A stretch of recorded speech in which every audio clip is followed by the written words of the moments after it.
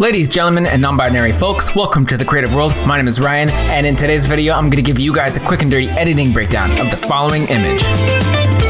Alrighty guys, so first things first is what I always do in all my images, and that is skin retouching. To do skin retouching, I simply just duplicate my layer, and then I use a combination of the spot healing brush tool, or the healing brush tool, or the patch tool, or really any other kind of skin retouching techniques that I like to use in the moment. This method changes a lot depending on image to image, depending on what I need to get done, so don't think too much about the tools, just know that this is what I'm doing for my first step. The next step after skin retouching is dodging and burning.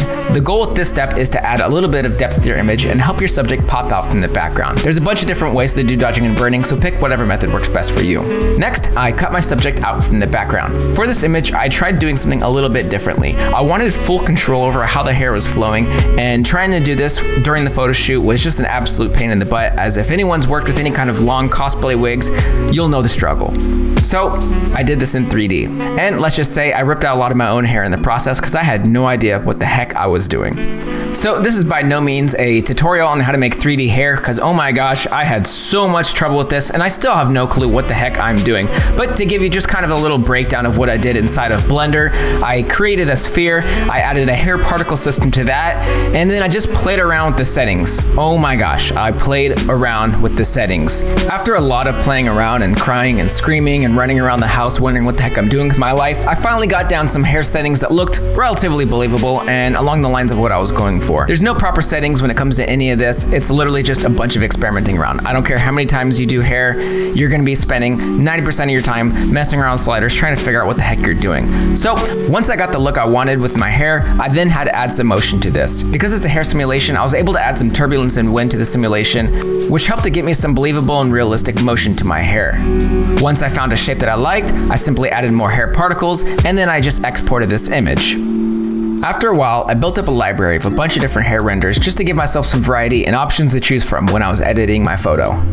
So one problem with 3D hair that I found is that it looks too perfect. Now there are ways to add imperfections to it, but I'm not good enough to do it, so I had to resort to other methods. In order to supplement the 3D hair, I borrowed a wig from a friend and was able to take a bunch of photos of it from a whole bunch of different angles and swirling it around, twirling it around, just to get a lot of organic motion. Now this hair doesn't look as high quality as the 3D hair, but it does have a much more natural feel to it. So when I'm combining these hairs together, both the 3D and the 2D hair, in Photoshop, it just looks a little bit more natural.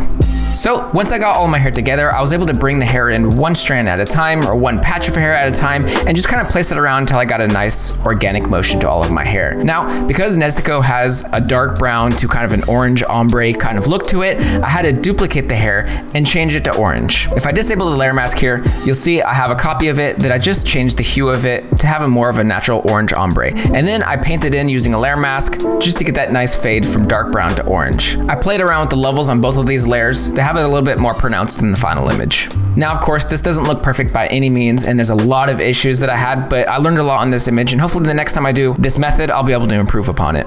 Next, I worked on the eyes a bit. This character in the show, when she gets angry, her eyes turn demonic and kind of cat-like. To save my model the trouble of having to change out her contacts during the shoot, I offered to just change it in Photoshop. It was a bit of a pain in the butt, and I don't recommend doing this unless you have no other options.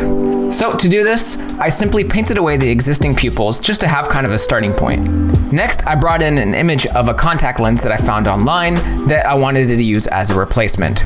From here, I simply lined it up with my character's eyes, added a couple of adjustment layers just to change the colors a bit, and that was pretty much it.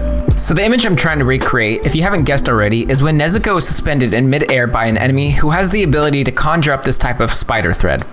The threads are tied up so tightly around her arms that it starts to cut into the skin. To do this, I simply used a small brush and painted in a bunch of red lines all over the place. At each contact point on the skin, I manually drew the threads wrapping around that body part. After that, I used a watercolor brush and some smudge brushes to manually paint in some blood around the threads. Blood looks really good if you use a nice dark saturated red and set the blending mode of that layer to multiply. After that, I used a slightly bigger round brush with a brighter red set to linear dodge on a new layer and painted in over different parts of the threads to make it look like it's glowing in some of the spots. Before I went on to adding all the energy particles that I wanted surrounding my subject, I threw on a hue and saturation adjustment layer just to change the orange tones to a bit of a more magenta. To make the flowing magic all around her, I used a combination of energy assets and some stock photos of blood. I brought these into Photoshop and set the layers to either screen or linear dodge. I played around with the hue adjustments to get a nice pinkish tone to them. After I got the assets into a position that I liked, I used the smudge brush to get more of a flowing look to my assets. The background image involved no 3D. I started with an image of a moon I found online, I added some blur, and then I scaled the image way up and got it into a position that I was happy with. Next, I added some color, levels, and saturation adjustment layers just to fix it up a bit. I then painted some blue using a large soft round brush with a low opacity onto a new layer set to screen to give a glow to the moon. Then I added a bunch of cutouts of some gnarled trees, as well as some cutouts of various bamboo plants. I added a blur to all of these, and then I darkened them down just to be a silhouette.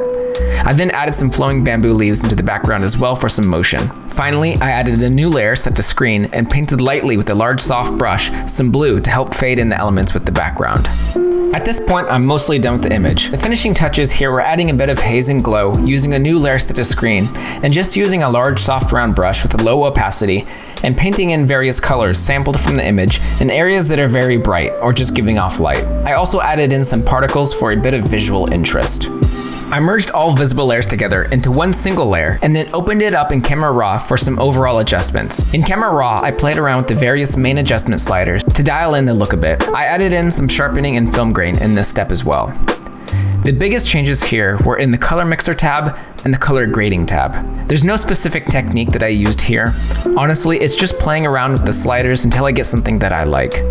The last step here was adding a color lookup adjustment layer and then loading in a LUT that I think gave the image a nice finished and polished look.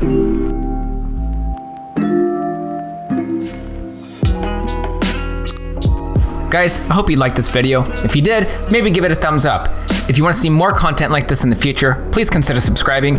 And if you have any questions at all, let me know in the comments below. Until next time, stay creative.